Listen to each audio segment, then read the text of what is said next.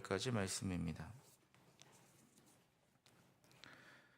시편 97편 1절에서 12절까지 말씀을 한 절씩 교독하시고 마지막 12절은 함께 봉독하시겠습니다. 제가 먼저 1절을 읽겠습니다. 여호와께서 다스리시나니 땅은 즐거워하며 허다한 섬은 기뻐할지어다. 구름과 흑암이 그를 둘렀고 의와 공평이 그의 보좌의 기초로다. 불이 그의 앞에서 나와 사방의 대적들을 불사르시는도다. 그의 번개가 세계를 비추니 땅이 보고 떨었도다. 산들이 여호와의 앞 곧 온 땅의 주 앞에서 밀랍같이 녹았도다. 하늘이 그의 의를 선포하니 모든 백성이 그의 영광을 보았도다. 조각한 신상을 섬기며 허무한 것으로 자랑하는 자는 다 수치를 당할 것이라. 너희 신들아 여호와께 경배할지어다. 여호와여 시온이 주의 심판을 들고 기뻐하며 유다의 딸들이 즐거워하였나이다. 여호와여 주는 온 땅 위에 지존하시고 모든 신들보다 위에 계시니이다. 여호와를 사랑하는 자는 악을 미워하라. 그가 그의 성도의 영혼을 보존하사 악인의 손에서 건지시니라. 함께 읽겠습니다. 의인을 위하여 빛을 뿌리고 마음이 정직한 자를 위하여 기쁨을 뿌리시는도다. 함께 읽으며 너희는 여호와로 말미암아 기뻐하며 그의 거룩한 이름에 감사할지어다. 아멘. 오늘도 하나님의 은혜와 평강이 함께 하시기를 바랍니다. 하나님은 악인에게는 두려운 존재이시지만 하나님의 백성에게는 기쁨이 되십니다. 1절에서 시인은 여호와께서 다스리시나니 땅은 즐거워하며 허다한 섬은 기뻐할지어다 라고 선포하고 있습니다. 이는 하나님의 직접 통치에 관한 시인의 기대와 갈망을 드러내는 표현으로 궁극적으로 보면 예수께서 오셔서 십자가의 대속으로 말미암아 이 땅에 대한 하나님의 왕권을 완전히 회복하실 것에 대한 예언의 말씀입니다. 이러한 예언에 따라 예수님께서는 이 땅에 오셔서 십자가를 지심으로써 아담의 범죄 이후 이 땅의 공중 권세를 잡아 다스리던 악한 권세는 물론이고 죄와 사망의 권세까지 완전히 패하셨습니다. 본문은 이와 같은 사실을 예언하고 있는 것입니다. 여기에서 땅과 섬은 온 세계를 표현한 것으로서 온 세계가 복음으로 말미암아 기뻐해야 하고 또 기뻐하게 될 것임을 나타내고 있습니다. 바로 여기에서 오늘 우리가 생각하지 않으면 안 되는 사실이 한 가지가 있습니다. 그것은 바로 여호와 하나님의 통치에 대한 기대와 갈망입니다. 시인이 여기에서 하나님의 통치 소식을 전해 듣고 또 혹은 전달하면서 이렇게 기쁨을 크게 표현하고 있다는 것은 그가 평소에 하나님의 통치 자체를 너무도 기대했고 또 기다렸고 갈망했음을 보여주고 있는 것입니다. 오늘 우리는 이러한 시인의 모습 속에서 하나님의 백성된 자의 참된 면모를 발견해야 합니다. 참된 하나님의 백성이란 어떤 사람일까요? 물론 여러 가지 말로 설명될 수 있습니다. 그러나 그 가운데 하나가 하나님께서 다스려 주심을 인생 최고의 기쁨으로 삼는다는 것입니다. 그런데 오늘 우리의 모습은 어떻습니까? 혹시 세상 명예나 돈, 권력 등에 의해 삶이 좌지우지되고 있지는 않습니까? 그런 것들로 인해 기쁨을 얻고 삶의 즐거움을 누리고 있지는 않습니까? 아니, 오히려 하나님의 다스림을 귀찮아하거나 고통스러운 멍해 정도로 생각하지는 않으십니까? 이제라도 내 삶을 좌우하는 모든 세상 것들을 버리고 하나님만 의지하시기 바랍니다. 하나님이 내 삶을 다스려 주시기를 갈망하시기를 바랍니다.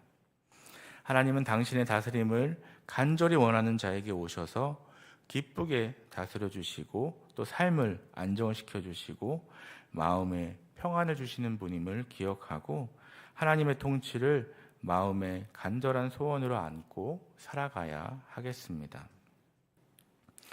2절을 보면 시인은 구름과 흑암이 그를 둘렀고 의와 공평이 그의 보좌의 기초로다라고 하였습니다. 여기서 주목할 말은 구름과 흑암이 그를 둘렀다라는 말입니다.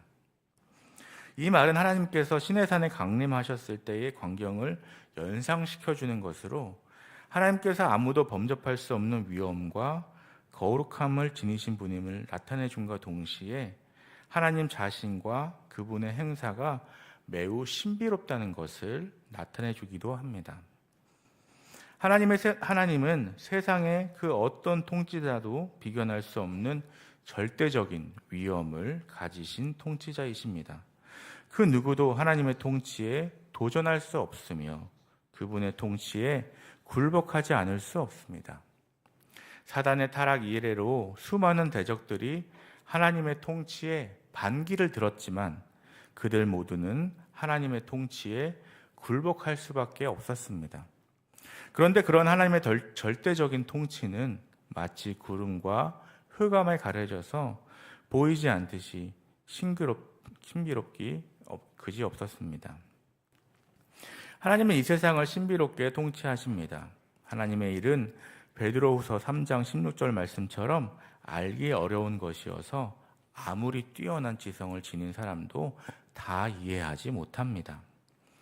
욥기 23장 8절 9절을 보면 내가 앞으로 가도 그가 아니 계시고 뒤로 가도 보이지 아니하며 그가 왼쪽에서 일하시나 내가 만날 수 없고 그가 오른쪽으로 돌이키시나 배울 수 없구나 라고 하였습니다.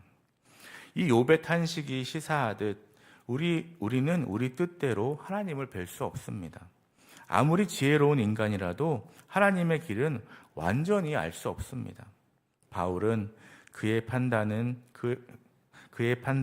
헤아리지 못할 것이며 그의 길은 찾지 못할 것이라고 로마서에서 말씀하고 있습니다.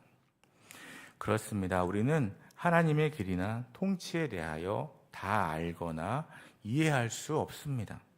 우리가 보기에 하나님의 통치나 행사는 이해하기 어려운 것이 참 많습니다. 그러한 이유로 우리는 하나님 통치의 선하심에 대하여 의심하기도 합니다. 욥은 알 수 없는 고난을 당하며 이 문제로 누구보다 많이 고민하며 고통스러워한 사람입니다. 그러나 이처럼 신비로운 하나님의 통치를 다 이해하기란 불가능하지만 한 가지 분명한 사실은 하나님은 의와 공평을 그 보좌의 기초로 삼고 있다는 사실입니다.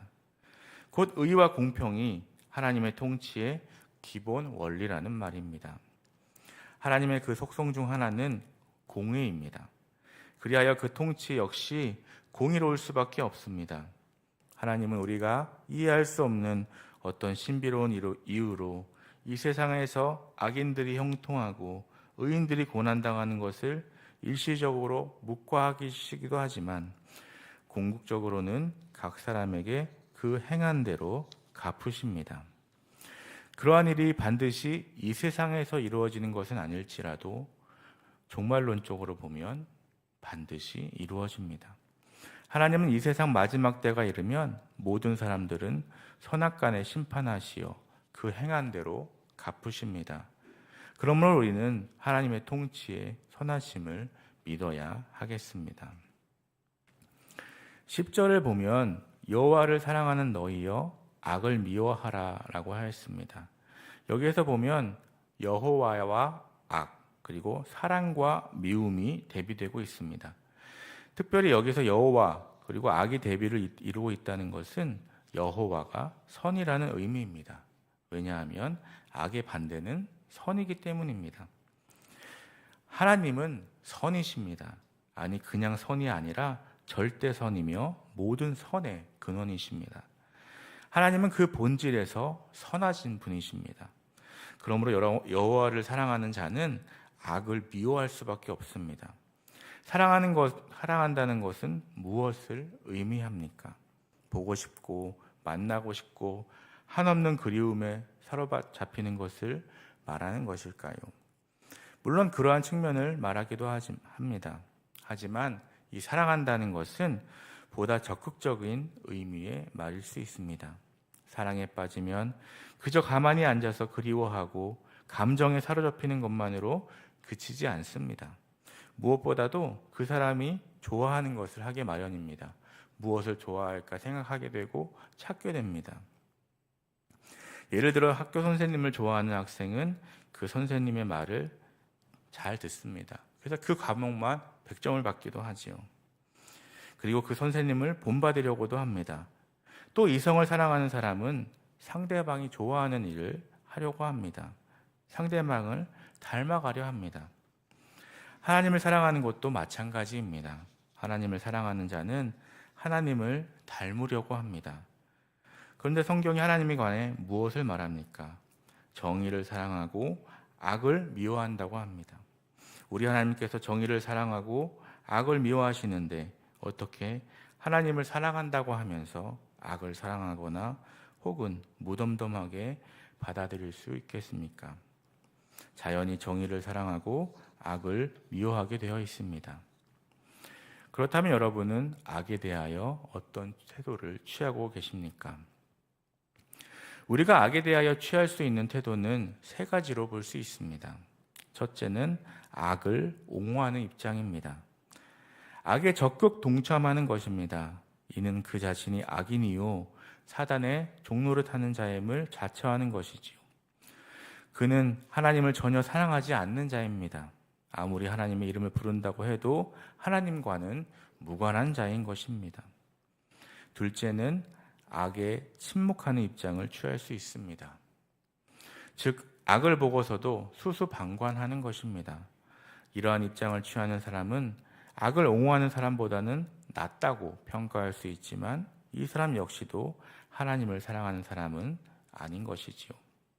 셋째는 악을 미워하는 것입니다. 악을 혐오하고 간과하지 않는 것입니다. 악에 대항하여 싸우는 것입니다. 이 세 번째 입장을 취하는 사람이 하나님을 진정 사랑하는 사람인 것입니다. 여러분은 이 가운데 어떤 입장을 취하고 계십니까? 우리는 모두 악을 미워하는 사람들이 되어야 합니다. 주님은 주여 주여 하는 자마다 다 천국에 들어갈 것이 아니라고 하였습니다. 하나님의 뜻대로 행하는 자가 천국에 들어갈 것이라고 말씀하셨습니다. 우리가 천국에 들어가기 원한다면 하나님을 사랑하고 악을 미워해야 할 것입니다. 악이라면 그 모양이라도 버려야 하겠습니다. 11절을 보면 시인은 의인을 위하여 빛을 뿌리고 마음이 정직한 자를 위하여 기쁨을 뿌리시는도다 라고 노래합니다. 이 표현은 오늘날 우리가 애니메이션이나 영화 같은 곳에서 흔히 볼 수 있는 장면, 앞길이 아름다운 빛으로 환하게 반짝이고 또 그 앞길에는 기쁨과 행복이 기다리고 있는 해피엔딩을 연상케 합니다. 아마 성도들 가운데 이러한 삶, 또 이러한 인생을 원하지 않는 사람들은 없을 것입니다. 문제는 그렇다면 누가 이러한 인생을 사느냐 하는 것입니다. 물론 의인입니다. 그 의인이 누구입니까? 10절에서 표현한 대로 여호와를 사랑하는, 그래서 악을 미워하는 자를 말합니다. 시인은 10절에서는 단순히 그런 성도들을 하나님께서 보호해 주신다고 했지만 보호만이 그들에 대한 하나님의 배려의 전부가 아니라고 말씀하고 있습니다. 하나님은 그들의 앞길을 빛으로 환히 밝혀주시고 기쁨을 예비해 주신다는 것입니다. 따라서 여기에서의 결론은 악을 미워하는데 자연히 따라올 수밖에 없는 악과 싸우는 일이 너무도 힘들고 어렵고 고통스러운 것이지만 그래도 싸워 볼만하다는 것입니다. 힘을 내어 볼만하다는 것입니다. 아니, 반드시 해야 한다는 것입니다. 그것이 성도가 취할 합당한 자세입니다. 성도란 소극적으로 악을 피하며 자신만 선하고 정직함으로써 하나님께서 주시는 보호의 열매를 거두는 자들이 아닙니다. 이 세상에 존재하는 악과 선한 전투, 그 치열하고 험한 전투를 벌임으로써 미래의 영광과 승리를 예약하는 자들입니다. 이 땅을 살다 간 이들이 왜 악과 싸웠습니까? 왜 요셉은 그렇게 악의 유혹을 단호히 거부해야 했으며 다니엘의 세 친구와 다니엘은 왜 그렇게 풀무와 사자굴에 제 발로 걸어 들어가야 했습니까? 그러한 방식으로 주를 위해 또 신앙을 위해 선한 싸움을 싸움으로 고난을 당하고 그 마지막에 얻는 행복이 진정한 행복이라는 것을 알았기 때문이었습니다.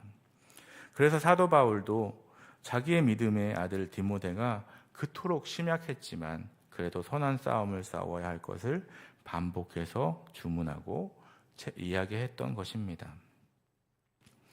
그러므로 그 어떤 경우에도 속지 마시기 바랍니다. 지금 당장의 악락의 유혹을 받지 마시기 바랍니다. 거룩하고 선한 싸움을 싸우십시오. 악을 미워하고 선에 속하시기 바랍니다.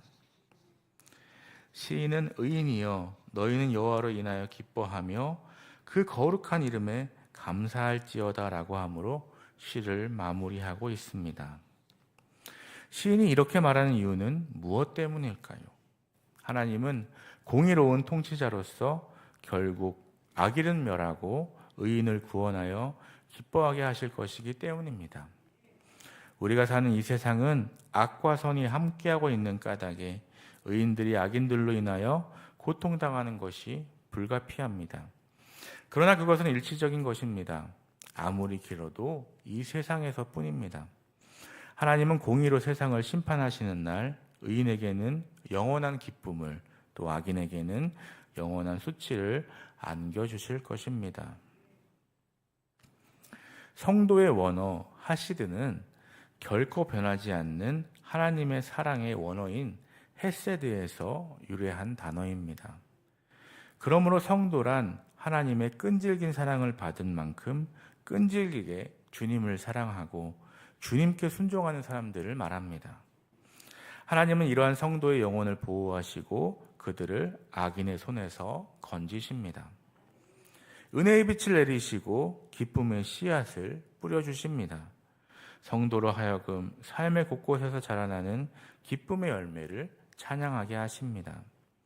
이 영광스러운 성도의 이름을 받은 자답게 세상의 악에 동조하지 않고 하나님 나라의 참 기쁨에 동참하는 저와 여러분 되시기를 간절히 소망합니다. 기도하시겠습니다. 사랑의 하나님, 오늘도 이 새벽에 깨워주시고 주의 전으로 불러주시고 말씀으로 새롭게 해주시니 감사합니다. 하나님께서 우리의 인생을 주장해 주심을 믿고 감사하며 순종해야 했음에도 오히려 불편해하고 내 뜻대로 살기 원했음을 고백합니다. 용서하여 주시옵소서. 하나님의 끈질긴 사랑을 받은 만큼 끈질기게 주님을 사랑하고 주님께 순종하며 세상의 악에 동조하지 않고 하나님 나라의 참 기쁨에 동참하며 살아가는 복된 주의 자녀들 될 수 있도록 인도하여 주시옵소서. 병상 가운데 있는 환우들에게도 함께해 주시고 주님의 권능으로 치유하여 주시옵소서. 몸과 마음이 회복되게 하시고 건강한 모습으로 하나님을 예배하고 찬양하게 하여 주시옵소서.